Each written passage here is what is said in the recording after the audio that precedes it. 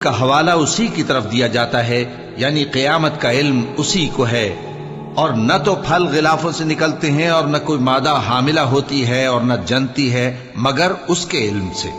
اور جس دن وہ ان کو پکارے گا اور کہے گا کہ میرے شریک کہاں ہیں، تو وہ کہیں گے کہ ہم تجھ سے عرض کرتے ہیں کہ ہم میں سے کسی کو ان کی خبر ہی نہیں، اور جن کو پہلے وہ اللہ کے سوا پکارا کرتے تھے سب ان سے گم ہو جائیں گے، اور وہ یقین کر لیں گے کہ ان کے لیے کوئی راہ فرار نہیں۔ انسان بھلائی کی دعائیں کرتا کرتا تو تھکتا نہیں، اور اگر اس کو تکلیف پہنچ جاتی ہے تو نا امید ہو جاتا ہے، آس توڑ بیٹھتا ہے،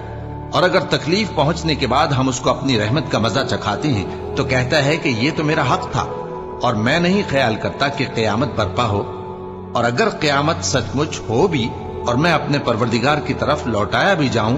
تو میرے لیے اس کے ہاں بھی خوشحالی ہوگی۔ پس کافر جو کچھ کیا